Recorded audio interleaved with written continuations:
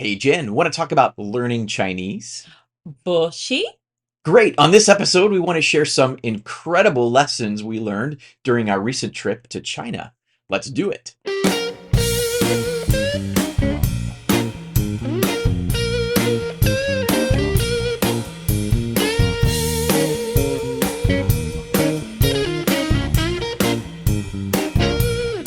Welcome to the Intimate Covenant podcast, where we believe the Bible and great married sex both belong on your kitchen table. That's right, we're talking about holy, covenant-bound, intimate relationships with hot sex. We're Matt and Jenn, founders of Intimate Covenant. We offer biblical teaching and resources to help married couples achieve a fuller relationship and an extraordinary sex life. For more information, visit our website, intimatecovenant.com. Welcome, friends. Welcome, Hey, jet lag is a real thing. y'all. At least it is after you've flown for like 24 straight hours. It is intense. Yes. If you have no idea what we're talking about, thanks for joining us on the Intimate Yes, Covenant. welcome to the Intimate Covenant podcast. And if you do not know, we have just recently returned from China, where we flew.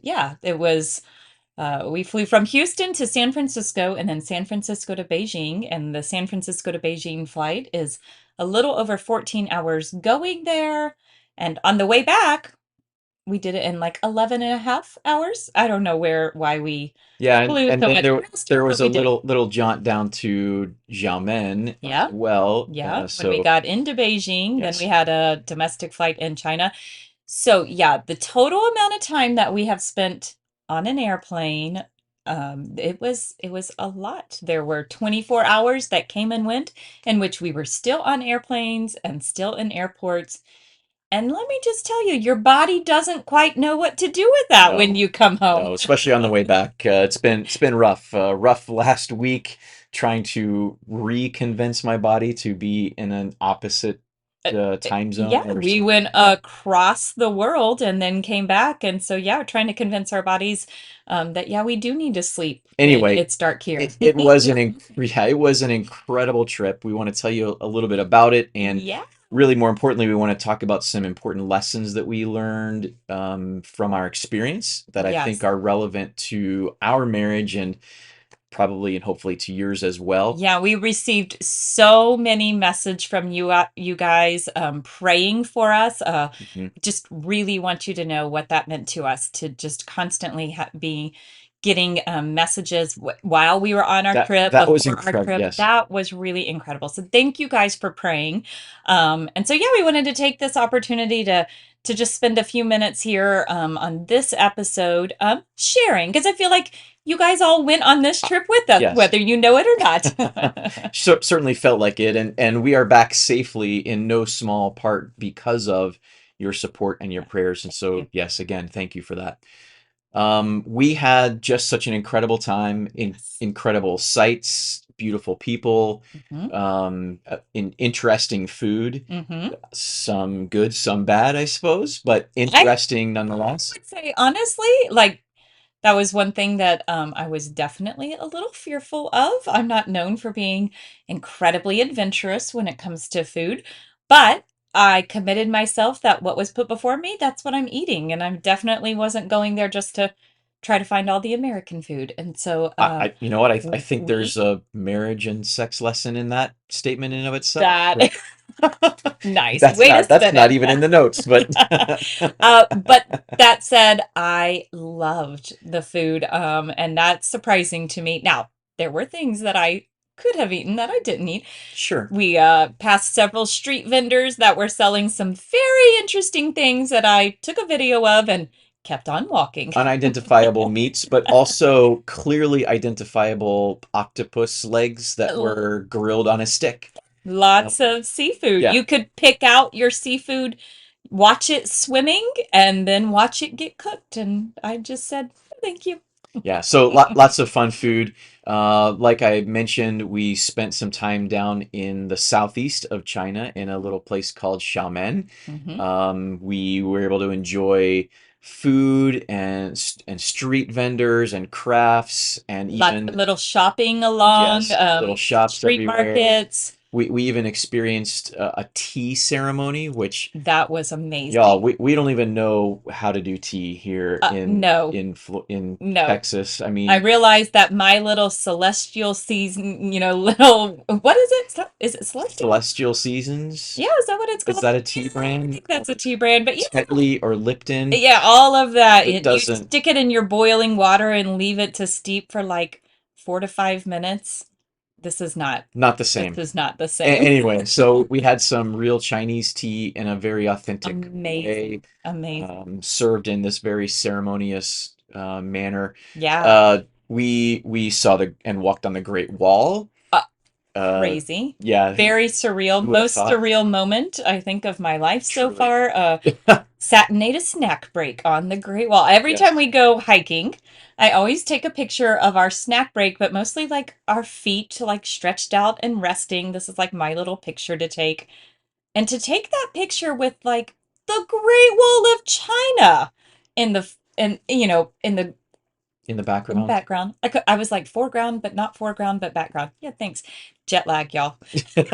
We're blaming everything on jet lag these 5 days, years I've decided jet lag is my pretty much. my excuse. But anyhow, yeah, we walked on the Great Wall of China. It was beautiful. We were there during a perfect time of year. The cherry blossoms are in full bloom. Oh, everywhere we went. Everywhere we went was The whole, unbelievably yes, gorgeous. all of Beijing, all of Tianjin, Hmm. all of the entire drive out to the Great Wall, Hmm. just cherry blossoms everywhere Yeah. and amazing. And also lilacs, which were fragrant in the Smells background so as well. good. I Just can yeah. smell it just thinking Oh about my it. word. What a And great time. within Beijing, we got to do the Temple of Heaven. We went up to the Summer Palace. We saw the Forbidden City, um, all of which were just mind-blowing in the intricacy of the architect, the beauty of all that we saw. So many just bright colors, the Yeah. glazed tiles, the paintings, vivid colors, all of it so neatly preserved. Just a yeah, beautiful place, beautiful things. Just so many things that are just so far out from our Mhm. everyday experience Yeah, I here in mean, in Texas. in Houston, Texas, we do not pass things that are 1,000 years old, Yes, you know? right. Uh, So that was pretty amazing yeah, to stand on the Great Wall and, everything else, hundreds and hundreds of years old. I sure. mean, just, So much rich history and culture. yeah. It I was really think good. the most exhausting thing we did was to barter at the silk market. We put our skills to the test and had fun doing some Oh, yeah, let me tell you, shopping. there is no way to successfully negotiate with these determined market people. They Oh were my goodness. determined, but we had fun with them, We you had know? fun. We probably overpaid for some things. That's okay. Maybe we got some good deals on some things. I don't know. Mostly we came home with cheap China junk that was made in China, and we were in China, And so it worked. we got it while we were in China. So there, I guess there is that. We got the memories, we got But the souvenirs. lest you think the whole trip was just a tourist fun trip, the main reason Of course, we went the reason we were there. exactly was a marriage conference, and it was just a great experience. We were able to minister to non-Chinese staff, and to help encourage and strengthen their marriages, which was just really humbling to be able to speak into their marriages. We presented sessions over 2.5 days Mhm. in a beautiful, Oh, beautiful you're telling setting. me. The Yes. hotel was gorgeous. That was down in Xiamen, and just had lots of opportunities to spend time with these couples, to socialize together, and it they made an impact on us. Oh, for sure. I mean, even without the touristy stuff we did, the trip would have been well worth it Hmm. just to be able to have spent the time with the couples that we did. Had a great time there. Hmm. Um, we also had the opportunity to meet with some couples who did not have the opportunity to travel to the marriage retreat. Yeah, So yeah, we met some beautiful people. yeah. And if you're listening, those of you in China, our new international friends, we certainly want to give you a shout out and say thanks for making it such an incredible experience for us. Yeah, I think we came home feeling like I don't know how much we were able to pour into them, but man, they poured into us, and that was pretty powerful. Truly impactful. Yeah, Yeah. truly. So with this episode, we just cannot help but to want to share with you about this the recent trip. And really, as we mentioned previously, we were we wanted to talk about some lessons that we learned while we were there, just kind of in thinking about our whole experience, some things that were deeply impactful to us, Mhm. some things that had and will continue to have a real profound effect on our marriage. Mhm. So we wanted to share a couple of those lessons with you. We've been constantly having conversation, even in the time that we were there and in the time that we've been back, about how this trip was really life changing to us. Yeah, I mean, and we've said it several times since being home. It sounds cliche to say it, but even like 2 days in, I remember looking at each other and saying, it'll never be the same. Like this trip is life changing for us, and I think so. it was powerful. I know so, and really a large part of that is because it just really changed our perspective Hmm. about a lot of things. So we wanted to share that with you and some of the lessons that I think would be impactful and maybe resonate with you as well. One of the things that I think was really surprising to us is just how friendly people were and how much people wanted to be friendly and helpful to us. And I think Yeah. that I don't know why I was surprised by this. I mean, we do a lot of traveling just in general, and even on the remotest trails that we have hiked in some of the weirdest and wildest places, we always encounter people, and people are always friendly wherever we encounter them. I don't know why I Yeah. was surprised, but one of the lessons that I think will be ingrained in me is that no matter where we go, people are friendly and helpful. Yeah, and traveling to, any foreign country, especially a country that doesn't speak your native language, comes with it a whole, for me at least, a lot of fears, and most of which being, they're not going to understand me and I'm not going to understand them. And I don't mean just language, I mean just as a whole, Culturally, in every culturally in sense. every Yes. sense, and how will we view one another. Hmm. And it definitely was astounding me to me to recognize and see the beauty of people in China, how beautiful they were, and how genuinely welcoming Hmm. they were to me. I mean, just the common person that I passed on the street and I shared a smile with, that was powerful to me. Yeah, and as part of the retreat, I mean, we met people from Chicago and New York Mhm. and North Carolina and Nashville, In even Oregon even Texas. mhm, We met people from Singapore and the Philippines and and South Japan. Korea, Japan, Mhm. Panama, and of course from China. We Right. met, We were not expecting to go to China and meet people from that huge of different cultures and, states, but countries. yes, Yeah. right, right. But we were, without exception, everywhere we went, we were welcomed.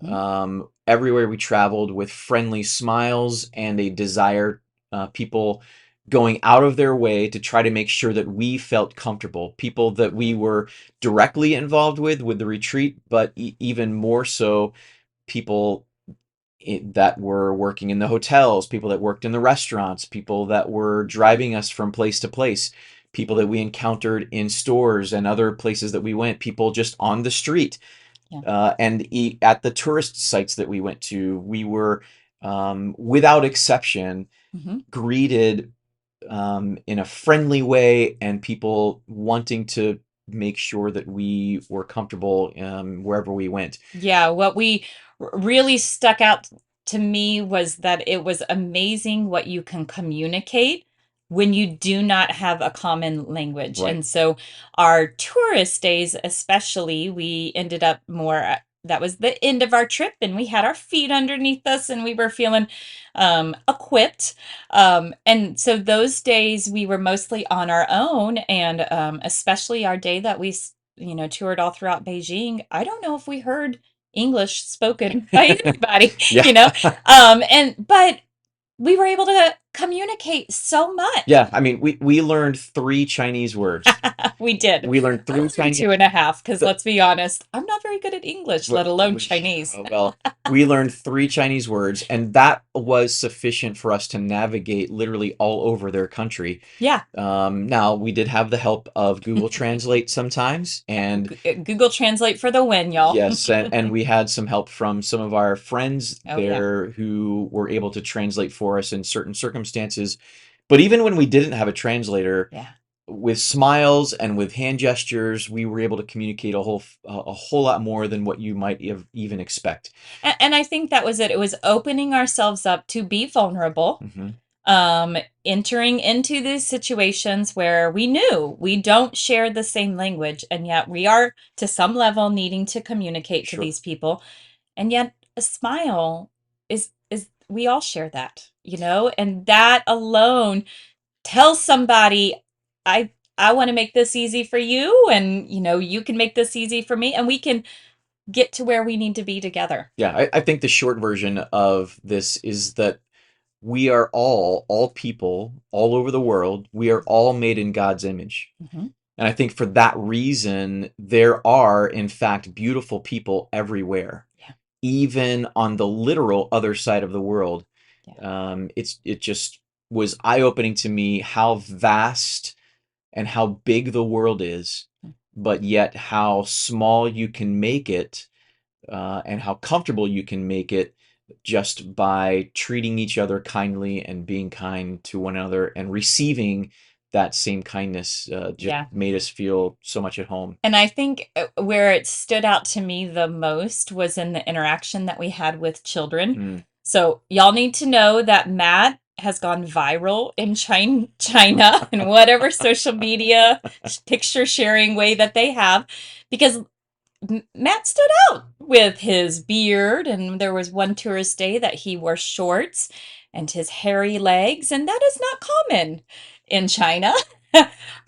And so it was so much fun to see the children. Most of the very young children have not experienced a whole lot of Westerners because of COVID and the lack of tourists and tourism, and that's really just gotten started back in the last 12 to 18 months. And so it wasn't a very common sight. I mean, we were really one of a tiny handful of, There were lots of Westerners. folks taking pictures of us while we were taking pictures So of Matt got his picture the Great taken a Wall. lot, and the children just loved to look at Matt. But the minute Matt would smile at them and welcome their attention, they would light up. And the sweetest moment was when this little boy just was enraptured by you and reached out and touched your beard, and it made He his was day. quite impressed. As most people are with my beard, something like that. Go all the way to China to get beard appreciation. That's true. I might go back just for that reason. But I looked at that little boy and I thought, yeah,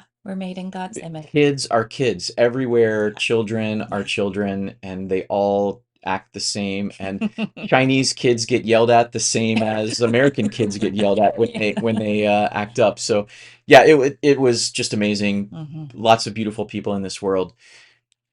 Another thing that really stands out to me about this trip is that even couples who are doing important work struggle sometimes with how to prioritize their marriage and their family and their work and in their kingdom responsibilities. Yeah. Even couples who are doing big things, like some of these couples who have uprooted their families to go all the way to China and do important work there, even they have struggles with trying to balance all of the important things in their lives. Right. An important point that we tried to emphasize to these couples was that godly marriages must define and prioritize kingdom purpose in their marriage.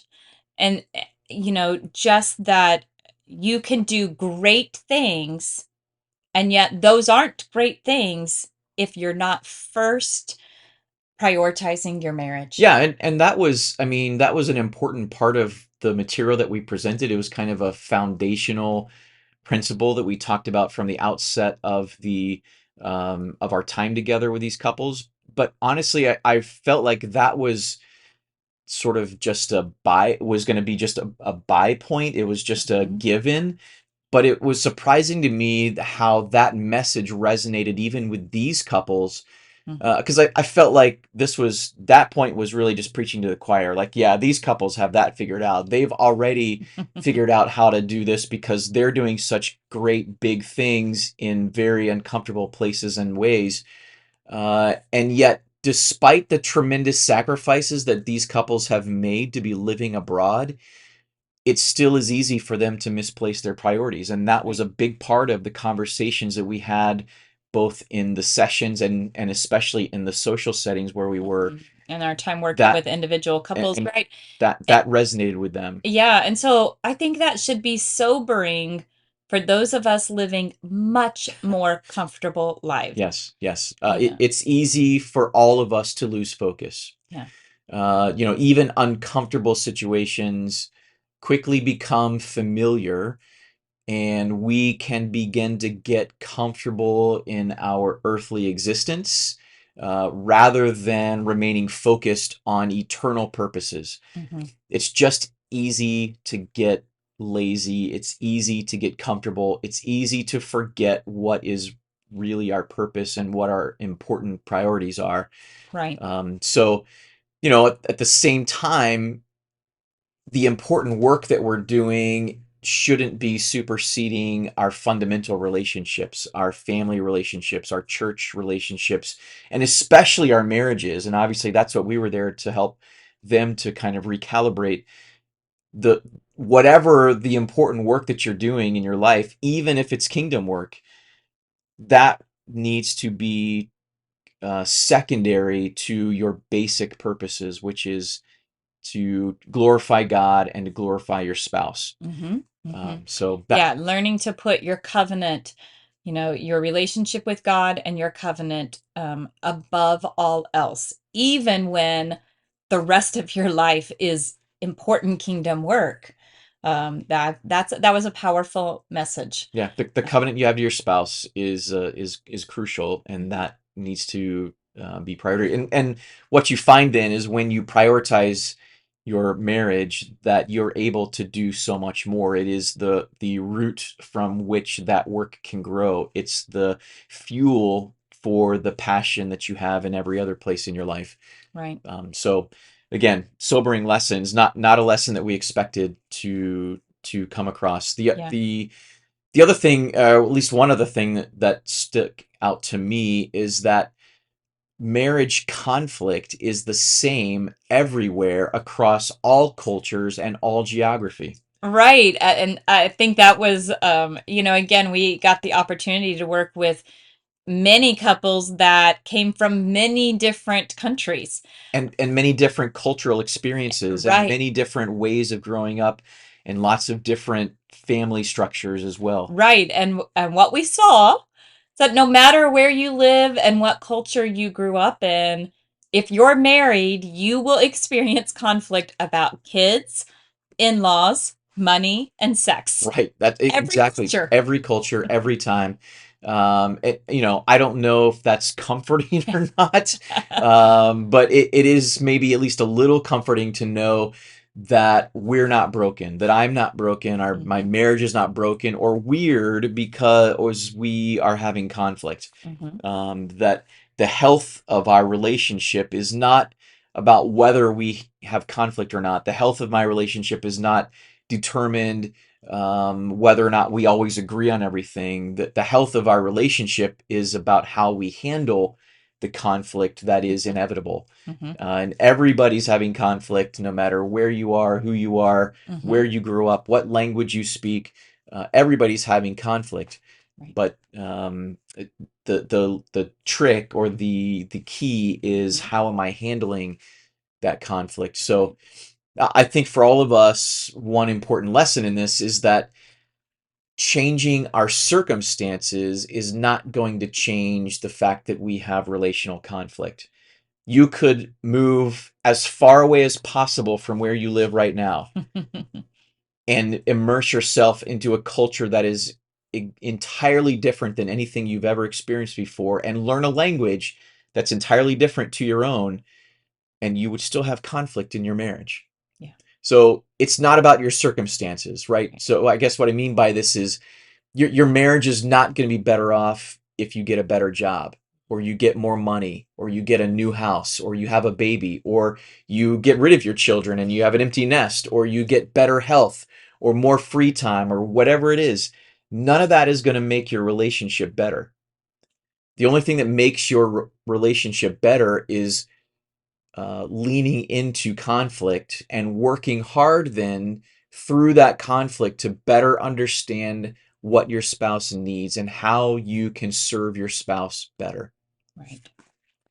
I I think we learned some amazing things in China. And I Without a have doubt. to go on record and say everyone that has ever talked to me about this China trip has heard me to some level express I don't really want to go. That was what I hung on to for a long time until it was I'm going, but I don't know that I really want to be going. Um, and I came home from China with God humbled me. It was again, a life-changing experience. It was stepping out. A friend of mine said, "Girl, you ripped the Band-Aid off and jumped into like the deep end times 100." That was very true. It pushed me into all sorts of circumstances that I would have never thought possible. Um, and never thought that not only would I survive those circumstances, but I would actually enjoy them. I enjoyed China in a way that touched me to my core. And that will stay with me. Um, that was so powerful. I lack the word, Yeah, but I don't know that there's a word. We haven't no, found the word yet. we have not found it yet. And I am incredibly grateful that the opportunity was given to us and those that worked so hard behind the scenes to make this trip a Yeah, reality. you know who you are. We We don't want to are call you out by name necessarily, but you know who you are. we are so thankful. Again, I think we left having gained way more from everything than I think what we gave to the people that we interacted with. But In very unexpected ways. yeah. Yeah, And I said to a room full of the people we were with, we left a part of our hearts in China. for And sure. I'm going to cry. I would have never ever dreamed. China's beautiful. China's people were beautiful. And I'm so thankful that I got to see God's people on the other side of the earth from me. Just an incredible lesson. And I think um, maybe one of the biggest lessons for us is we learned that God always has something amazing in store for us when we step out in faith. Yeah, we've And said that our theme song is the song Oceans. You call me out upon the waters. And in this case, it was He called us out over the all the waters, way across the all the way water. across the waters. But it was a stepping out in faith, and God taught us some powerful and wonderful lessons in that. Truly, truly. All right, Matt, give us our wrap up. It's really easy to lose focus on eternal priorities and purpose in our lives. And this is a conversation that I would encourage you to revisit with your spouse frequently. Secondly, changing your circumstances will not change your marriage. To improve your marriage, you have to lean into conflict and learn how to better serve your spouse. And finally, we are deeply grateful for all of the amazing and beautiful people whom we have encountered in our intimate covenant journey. Even those on the other side of the world, thank you to all of you for sharing yourselves with us, including those of you who listen to our podcast. We would love to hear your feedback from this episode. Contact us by emailing podcast@intimatecovenant.com, or you can submit anonymous feedback and questions from our website at intimatecovenant.com/podcast. Thanks to all of you for listening, subscribing, rating, and sharing the podcast. We're truly humbled by all your encouragement and your support. Thanks especially to our Patreon subscribers for coming alongside us in a very real way. If Intimate Covenant has blessed your marriage, we'd love to have you join us. Subscribe at patreon.com/intimatecovenant. Until next time, keep striving and don't settle.